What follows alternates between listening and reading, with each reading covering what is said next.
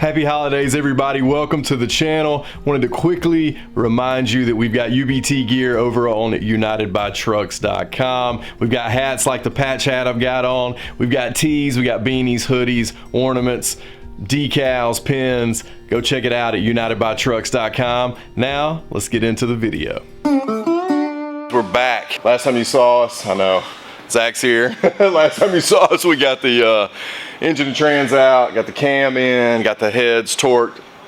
Basically got everything on the front and inside of the motor that we were gonna do. We gotta pull it back out, or take it off the engine stand here in a minute to get ready to get the trans bolted, or trans mated up to it. I can't talk today. We're gonna run fast and furious today. It's Tuesday, we leave next Tuesday in this truck, and we got a whole host of things to do. Hopefully the engine and trans swap will go back in just the way it came out pretty easily. And we're gonna do new Detroit Speed quick ratio power steering box on the truck with their rag joint. And I don't know what all we're gonna get done today, but we'll keep you posted as we go. So here we go. So just a reminder here, we've got an old 68 power steering box, Saginaw box with that rag joint that is a mess. So while we got the engine out, can get to everything easily, we're gonna go ahead and make this quick swap. Like I said, this is the Detroit Speed quick ratio box, supposed to be lighter, 3 turns lock to lock. And as you can see, I'm working on kind of getting my LS power steering lines adapted to it. I think I got that figured out, and I'll show you how that works out once we get going. But first we're gonna get the box mounted up.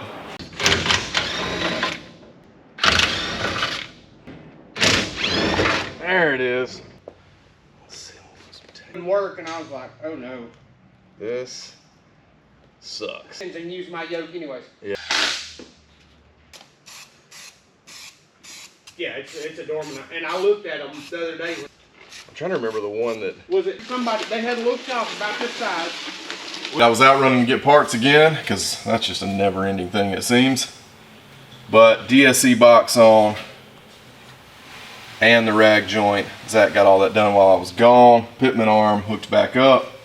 While it doesn't look too fancy there, it's gonna make this thing drive a heck of a lot better. So I'm pretty excited about that. Any trouble getting that thing back on? Nope. Right in, just like it's supposed to be there. Sweet. It does actually look just like it's supposed to be there. Yeah. So fitment's good. Now we don't have all that nasty old rag joint. This rag joint actually looks a lot better. I bet that's gonna make the steering so much better.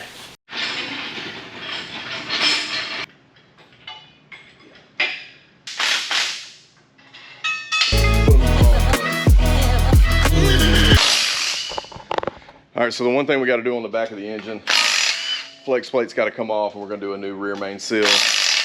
It's been leaking for a long time, so we're going to take care of that today, get those all torqued up, and then get the trans made it back to the engine.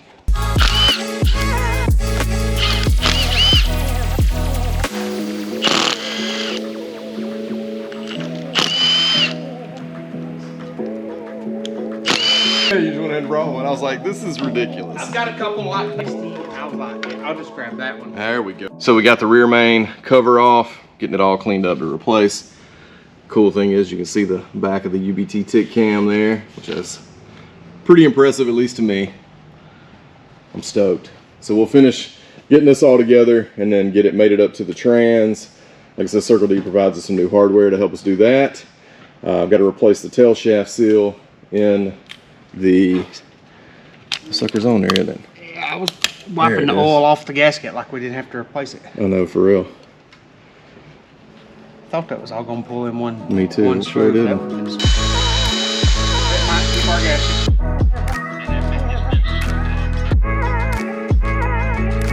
And I would just use a little bit of oil since we don't have oil.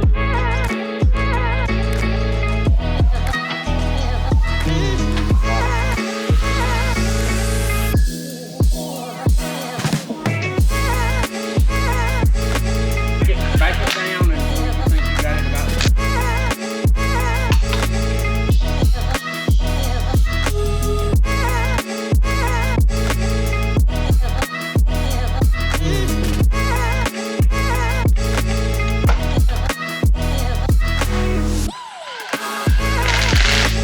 So Zach's getting the tail shaft seal, the new tail shaft seal in. and we're gonna stab this thing back in. So hopefully this goes pretty smoothly. We shall see.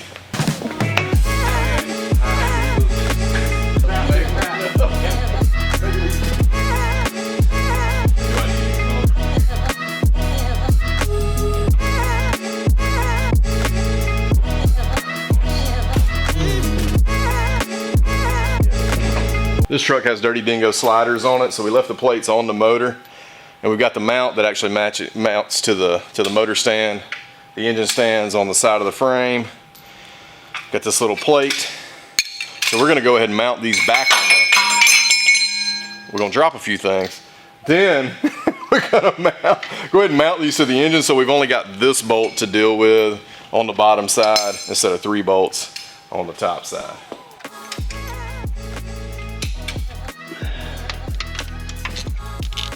Y'all, I haven't done a C772 LS swap, well, since this one in 2018. You gonna put a jack into the tail shaft in the back? I think it's okay right now. What if I get this one in? Try to get the transmission cross member back here. Okay, so we got the motor and trans in. I've got to go undo the drive shaft to get it slid back into the trans. Zach is working on getting the starter situation going. We got some flickering happening, but we'll be back to show you what all we're doing here in just a second.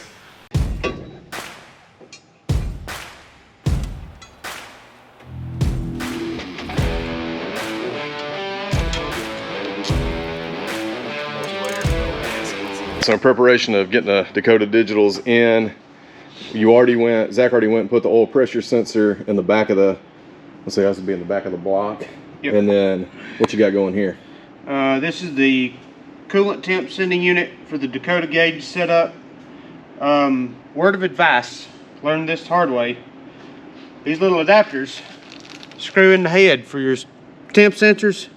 Don't over torque those because they will break off in the head and they do suck to get back out. Like everything else on this LS.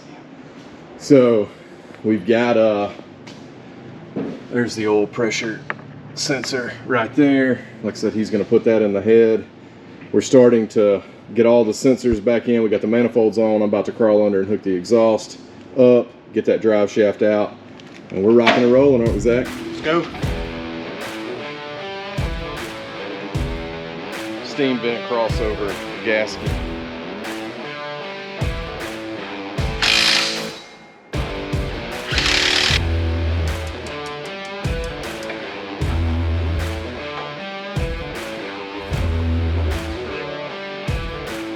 Okay, so haven't got the drive shaft done on the truck yet, but we've got everything else done up here. We got the new harmonic balancer bolt in, we got the belt back on, all the harness is hooked up, headers are on, exhaust is hooked up, the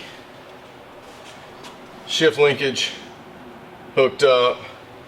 Like I said earlier, Detroit speed box is back on, throttle cable is hooked up. And like I said, everything but the MAF sensor for the air intake is on, and we're about to throw the radiator back in. So, Zach, how you feeling about it, buddy? Fantastic.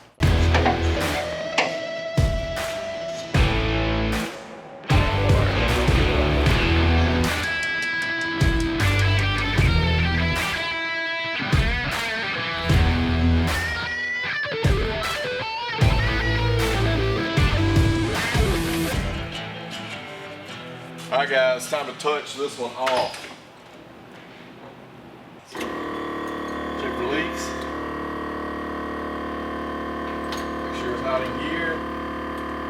Good. You ready?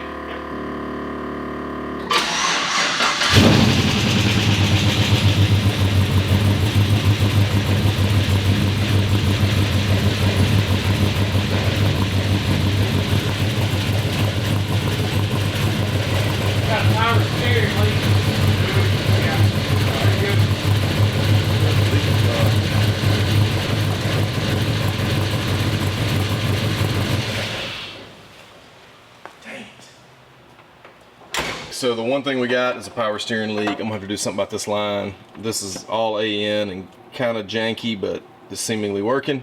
I may have to convert that to AN. We're gonna get these gauges out in preparation for Dakotas. Y'all see who showed up here? He showed up right after we cranked it. I forgot he was on the way. It's on me.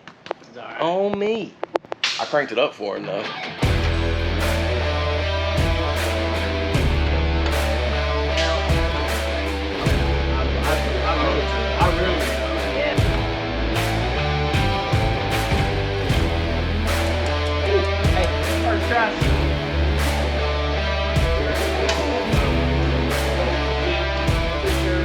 We should be able to maintain our original 503 light green bezel.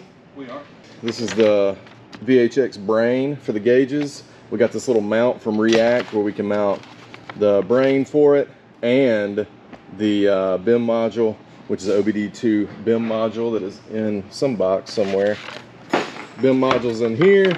These are the back of the old gauges. These are the new gauges, which are just Dakota Digital VHX. I think these are the classics with the green illumination. And we're gonna try to get all these working. This is a killer design, really. So look, you see how they got all these? They got these little like indentions in it. Yep. You just set it in. Holly's has the same thing in there. So you just really just set it in the way you need it. Right in the bucket that lines up. So I mean, you can't really screw it up. Man. Dude. Those of us that aren't that bright, man, it definitely helps out. I'm nowhere near as bright as these headlights are. No pun intended, right? Yeah. Okay, so this little React bracket we got in here with the OBD2 module, and then Zach's got the brain in his hand, and hopefully this is just gonna plug up like we want.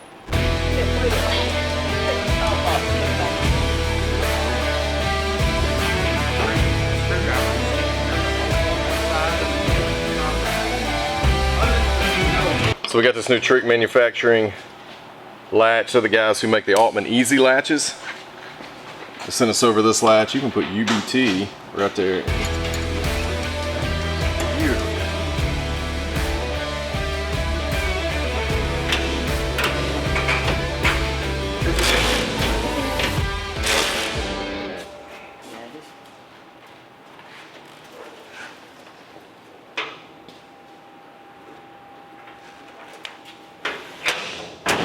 That's a lot better. It's still, yeah, this is a little too far back now.